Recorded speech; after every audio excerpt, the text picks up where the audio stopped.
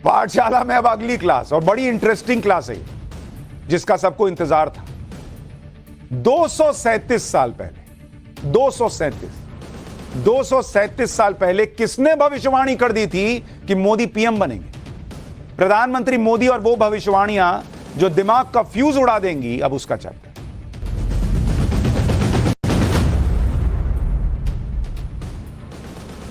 इस देश में कुछ लोग ऐसे भी थे जो 2014 के पहले कहते थे कि नरेंद्र मोदी कभी देश के प्रधानमंत्री नहीं बन सकते। ये उनकी भविष्यवाणी थी। लेकिन क्या आप कल्पना कर सकते कि नरेंद्र मोदी के पीएम बनने की भविष्यवाणी 237 साल पहले हो गई?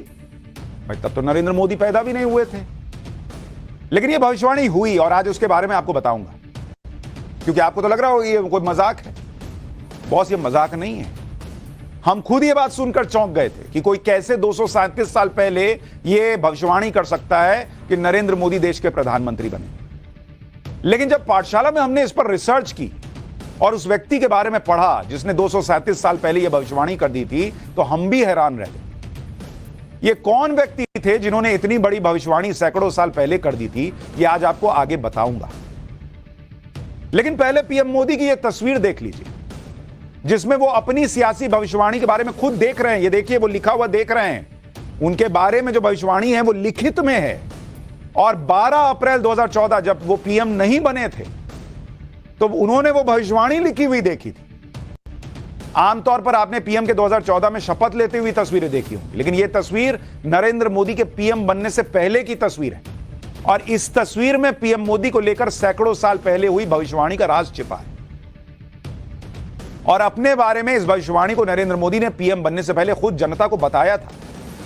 यह तस्वीर राजस्थान की है, 12 अप्रैल 2014 की तस्वीर है, यानी नरेंद्र मोदी के पीएम बनने से ठीक 1 महीने पहले की तस्वीर। इसमें नरेंद्र मोदी राजस्थान के एक संत की बात कर रहे हैं। ये वही संत हैं जिन्होंने 237 साल पहले मोदी राज के आने की भविष्यवाणी कर दी थी। राजस्थान के इन प्रसिद्ध संत का नाम मावजी महाराज है, जिनका जिक्र प्रधानमंत्री नरेंद्र मोदी ने 2 दिन पहले किया भी था। जब उन्होंने भविष्यवाणी नहीं की थी कि अब अशोक गहलोत सरकार कभी नहीं लौटेगी, तो हमने आपको बताया था, मावजी महाराज के बारे में भी थोड़ा बताया था। और उन्होंने, पीएम ने खुद कहा था कि हम भाई उस पावन धरती पर खड़े हैं जहां मावजी महाराज ने भविष्यवाणियां की थी। जब पीएम मोदी ने राजस्थान में एक चुनावी रैली में यह कहा था कि अशोक गहलोत की सरकार अब कभी नहीं बनेगी। पीएम मोदी ने यह बात जिस जगह पर कही थी, वो जगह प्रसिद्ध संत मावजी महाराज की धरती। और इस देश में बहुत लोग शायद नहीं जानते होंगे मावजी महाराज के बारे में, लेकिन आज आप सुनेंगे तो हैरान रह जाएंगे कि उन्होंने नरेंद्र मोदी को लेकर क्या भविष्यवाणी की थी। हमने पाठशाला में भी मावजी महाराज के बारे में थोड़ा आपको बताया था। मावजी महाराज वो संत हैं जिन्होंने आज से करीब 237 साल पहले ऐसी ऐसी भविष्यवाणियां की थी जो आज भी 100% सच साबित हो रही।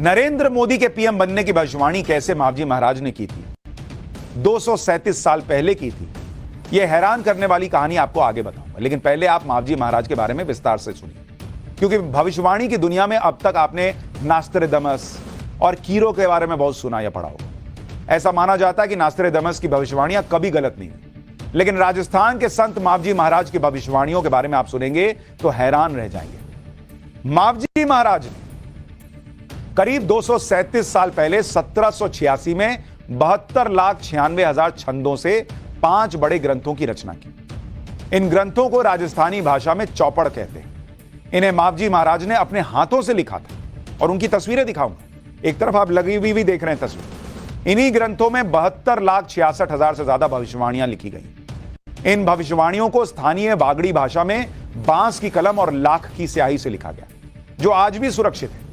उनकी भविष्यवाणियों में 237 साल पहले लिख दिया गया था कि हवा से लोगों की बात होगी। आज मोबाइल के जरिए बातचीत हो रही है। बिजली के तारों से रोशनी के बारे में उन्होंने भविष्यवाणी की थी। ग्लेशियर के पिघलने की भविष्यवाणी की थी। धरती के गर्म होने की भविष्यवाणी कर दी थी।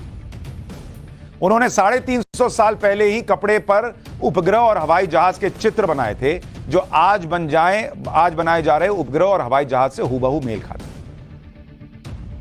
आगे बढ़ने से पहले आपको मावजी महाराज की कुछ भविष्यवाणियों के बारे में विस्तार से बताता हूं, जो उन्होंने बागड़ी भाषा में लिखा था। जैसे उन्होंने लिखा कि पूरब पश्चिम वायरा बाजसी सर्वे वाणी फरसी। यहां डालिए, यहां दिखाता हूं, इस पर डालिए, आपको यह तस्वीर दिखाता हूं जो उन्होंने भविष्यवाणियां की। ये देखिए, पूरब पश्चिम वायरा बाजसी सर्वे वाणी फारसी रे, जिसका मतलब यह है कि पूर्व पश्चिम की संस्कृति में मेल जोल होगा। यह उन्होंने कहा था। आज भारत और पश्चिम के देश यूरोप और अमेरिका के बीच बहुत राजनीतिक, व्यापारिक और सांस्कृतिक संबंध है। आप उसको उस जमाने से कंपेयर कीजिए। उस जमाने इस तरह के संबंध नहीं थे और उन्होंने ये भविष्यवाणी की थी कि भविष्य में ऐसा होगा कि पश्चिम और पूरब के बीच मेल होगा।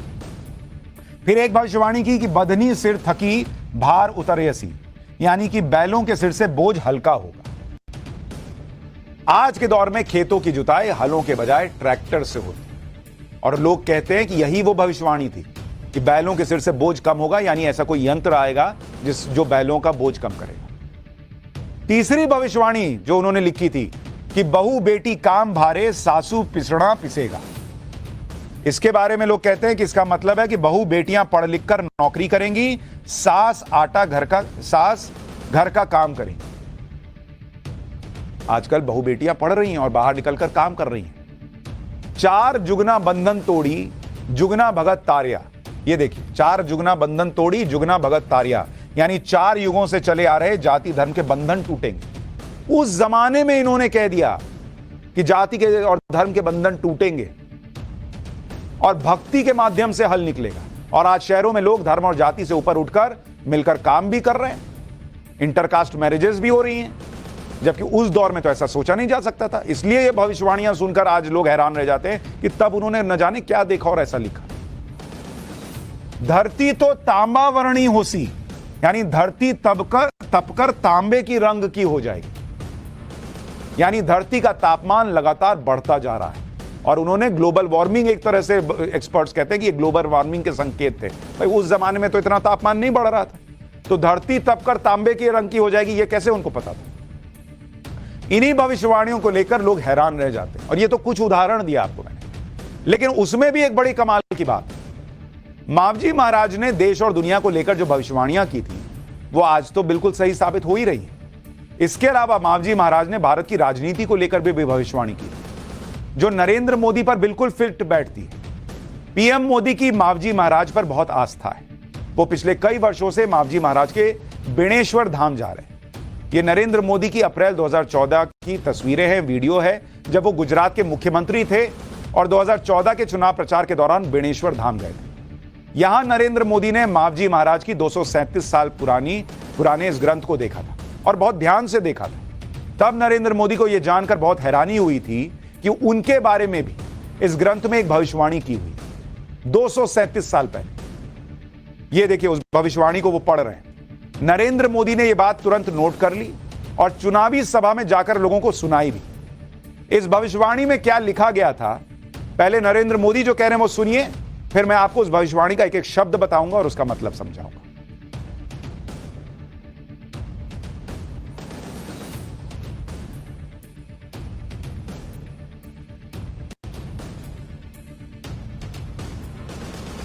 भाइयों बहनों, आज मेरा सौभाग्य रहा कि मुझे मावजी महाराज की तपोभूमि के दर्शन करने का सौभाग्य मिला। बाणेश्वर जी के दर्शन करके मैं आया हूं। इतने प्रेरक शब्द है, लिखा है, मुझे भी मालूम नहीं है कि इतनी बढ़िया बात 400 साल पहले लिखी गई है। मावजी महाराज ने लिखा है, जम्बू खंड जुमलो आगे है महाराज, धोरा घड़नी ढूल की, गुजरात नो डंको वागे महाराज। मावजी जी वाणी बुले है महाराज, जातु धर्म पास आवेगा, धर्म ने बातें सालेगा महाराज। बेणेश्वर नो बेड़ को रसाए महाराज, दिल्ली मां दीवो लागे महाराज। इन्होंने गुजरात को और दिल्ली को जोड़ दिया है मावरी जी महाराज ने। अद्भुत बात है जी। उस जमाने में गुजरात से दिल्ली जाकर के दिया जलेगा, ये बात मावजी महाराज ने कही है भाइयों। आज की तारीख में कोई भी ये सुनेगा तो हैरान रह जाएगा कि ऐसी भविष्यवाणी कोई कैसे कर सकता है। ये नरेंद्र मोदी को लेकर 237 साल पहले की गई वो भविष्यवाणी है जिसके बारे में देश की जनता को अप्रैल 2014 में पता चला। अब आपको इस भविष्यवाणी के शब्दों के बारे में एक एक करके बताता हूं। जरा यहां तस्वीर डालिए कि उस भविष्यवाणी में लिखा क्या था। जरा इसको लोग देखेंगे तो आपको समझ में आएगा। इस भविष्यवाणी में यह लिखा है कि गुजरात नो डंको बाके महाराज, यानी गुजरात का डंका बजेगा। एक वक्त ऐसा आएगा कि गुजरात का डंका बजेगा। और आप याद कीजिए कि नरेंद्र मोदी जब मुख्यमंत्री थे तो गुजरात का डंका बज रहा था। यूपीए की सरकार होते हुए भी हर बार गुजरात को अवार्ड मिलते थे। इस तरह का गुजरात में काम हो रहा था। गुजरात मॉडल की बात होती थी। 237 साल पहले उन्होंने लिख दिया मावजी महाराज ने, गुजरात नो डंको बागे महाराज, और वो हुआ। फिर वो लिखते हैं मावजी वाणी बुले है महाराज, यानी मावजी महाराज की वाणी कहती है कि जातु धर्म पास आवेगा, यानी जाति और धर्म पास आ जाएंगे। आप देखिए आज की डेट में नरेंद्र मोदी क्या कहते हैं। लोग कह रहे हैं जातिगत जनगणना करानी है। वो कहते हैं भैया हमको जातिगत जनगणना के मामले में ना पढ़ो, हमारी एक ही जाति हमको पता है और वो है गरीब की जाति। और जो घर मिल रहे हैं, शौचालय मिल रहा है, वो जाति और धर्म देख के नहीं मिल रहा। तो उन्होंने भविष्यवाणी की जातु धर्म पास आवेगा, धर्मनी बातें सालेगा महाराज। और फिर आगे लिखते हैं कि बैणेश्वर रो बेण को रसाए महाराज, बैणेश्वर उनके धाम की बात है। और आखिरी की लाइन पढ़ी है, उस जमाने में उन्होंने कहा कि दिल्ली मां दीवो लागे महाराज, यानी दिल्ली में दिया जलेगा। गुजरात का डंका बजेगा और फिर दिल्ली में दिया जलेगा। अब आप सोचिए, गुजरात का डंका बजाने के बाद कोई नरेंद्र मोदी निकलते हैं और वो दिल्ली में आकर दिया जलाते हैं, या फिर आप कह लीजिए कि दिल्ली में आकर सत्ता पर काबिज होते हैं। और इसीलिए एक्सपर्ट्स कहते हैं कि यह भविष्यवाणी 237 साल पहले हुई भविष्यवाणी, जिसमें गुजरात और दिल्ली का कनेक्शन है, वो सीधे सीधे संकेत था, बिना नाम लिया। वो उस वक्त नाम थोड़ी था, लेकिन कि गुजरात से कोई आकर दिल्ली पर राज करेगा, यानी नरेंद्र मोदी। आज देखिए वही हो रहा है।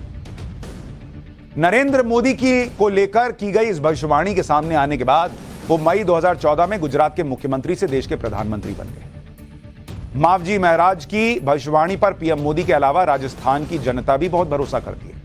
मावजी महाराज ने भविष्यवाणी के अलावा अपने हाथों से कई कृतियां जैसे ज्ञान भंडार, अकल रमण, सुरानंद और ज्ञानरल माला भी लिखी है।